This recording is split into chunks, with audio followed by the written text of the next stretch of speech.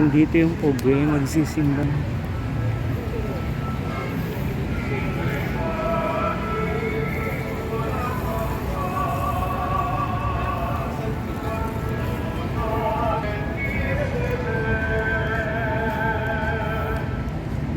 Panginoon, may pangako, ganito'y tiyak ang nangyayari. Ganito ang salaysay.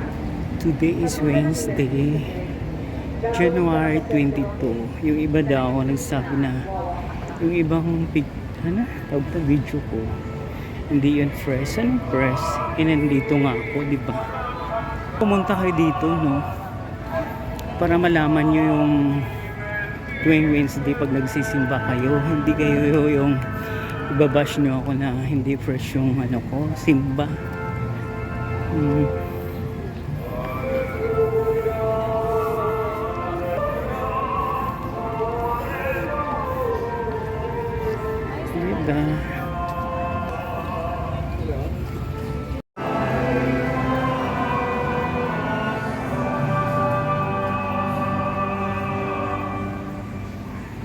Ama naming banal, ikaw ang bukal ng tanang kabanalan. Kaya sa mo yung Espiritu, so ngayong banal ang sa loob na ito, upang pagkikatawan at dugo ng aming Panginoong Jesus Cristo. Bago niya pinag-iisang po sa loob na maging handog, ginawakan niya ang tinapay na matang kaniya. Pinaghati-hati niya yung labot sa kanyang alagad at sinabi, "Tatapin ninyo ganito at kanin. Ito ay katawan na yahan para sa inyo."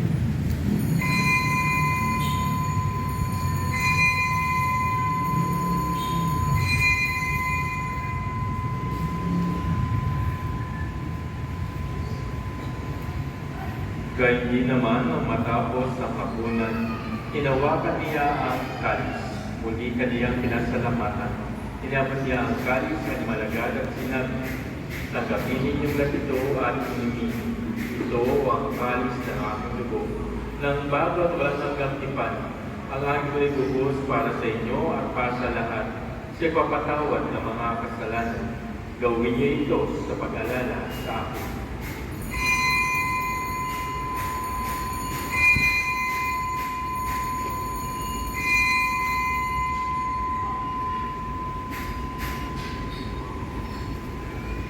Ipagmuli natin ang misteryo ng pananampalataya.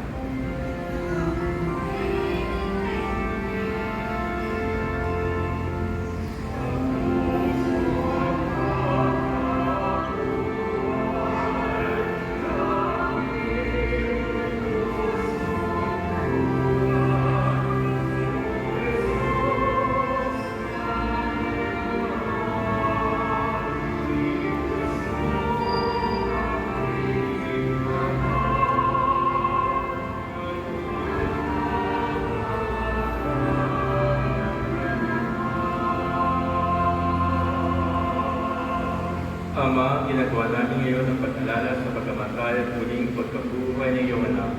Kaya iniangalin namin sa iyo ang tinapay ng ibigay buhay ng kahit nagkakalong ng kaligtasan. Kami nagpapasalamat sa iyong minarapat na isarap mo para maglingkod sa iyo.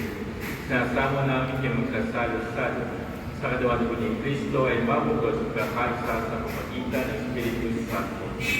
Ama, tingnan niyo yung simbahan naganap sa buong daigdig. Purpusin mo kami sa pag-ibig kaysa ni Francisco na Papa at ni Jesse na Obispo ng Tanang Paparian. Alalahay kong mga kapatid namin nanimlay sa ipag-asang sa muling mabubuhay, hindi ng lahat ng mga pumanaw. Kaawa mo sila at rin sa iyong kaliwanagan. Kaawan ipating lahat ng mga saluseng buhay na walang wakas.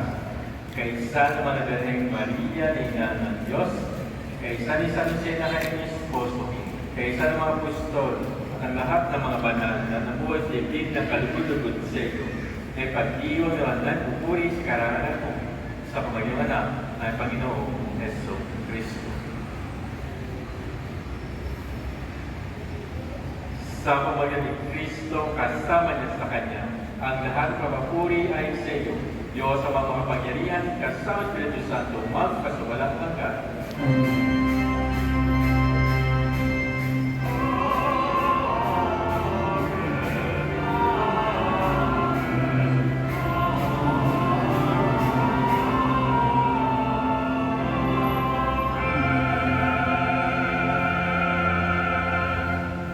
Sa pagbibili ng kagagaling na utos sa turo ni Jesus na Panginoon natin at Diyos, ipahayag natin ngayon ang lakas loob.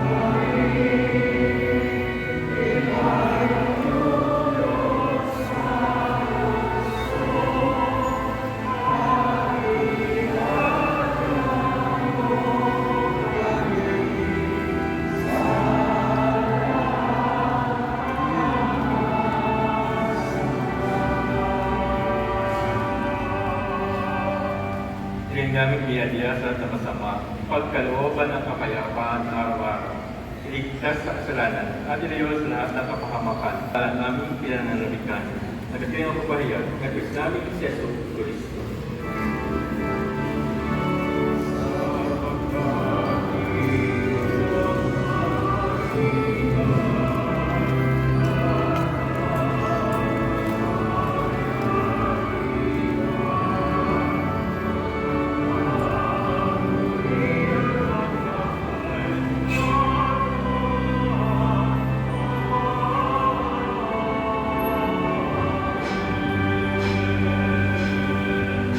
Panginoong Yesu Cristo, sinabi mo sa mga apostol, kapayapaan ang iwan ko sa iyo, aking kapayapaan ang ibigay ko sa iyo.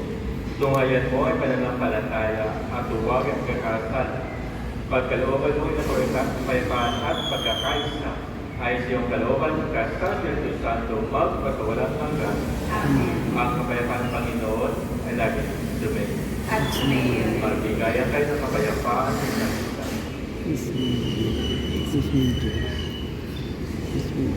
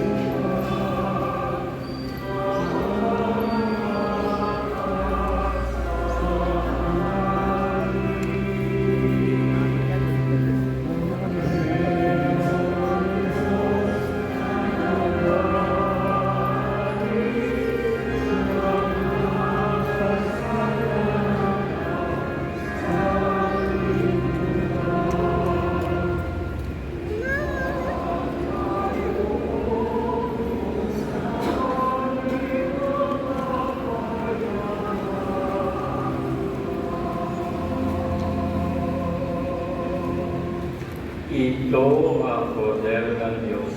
Ito nag-aalis sa mga kasalanan ng sanlibutan. Mapapadaman niya ang Panginoon sa kanyang pigil. Panginoon, hindi ako karapat-dapat na magpatuloy sa iyo. Ngunit sa isang salita mo lamang ay gagawin na.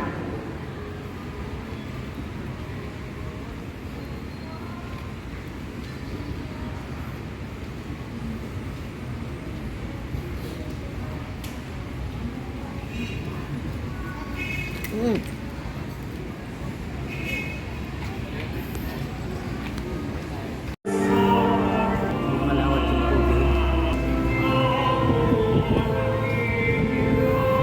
Falling line.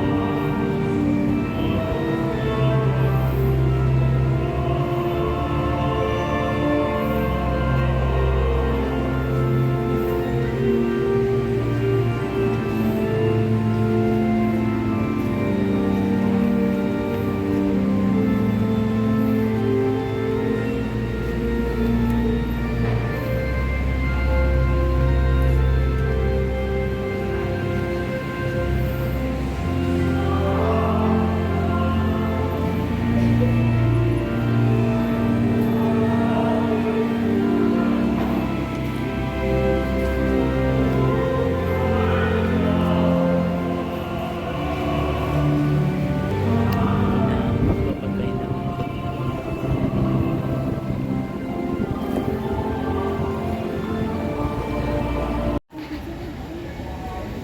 Ayan, termag na.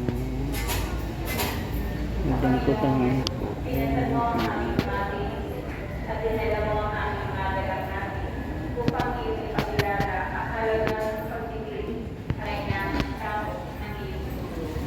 Pagiging humindi ng aming mga panalangin para sa mga minamahalaman na isangin. Ipagkalong sa kanila na labis na naiirang. ayan siya. Tapos na. Ayan tayo.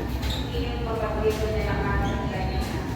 Ibalik mo sa kanila ang kalusugan ng katawan ng kaluluwa. Dahil hindi makapagtingkot sa iyo at sa kapwa.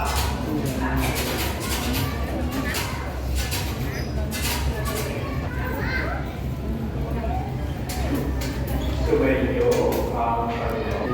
At tayo ng Panginoon sa Ama, sa Anak, at sa Espiritu Santo. Bumayo tayo mamaya. Sa Diyos.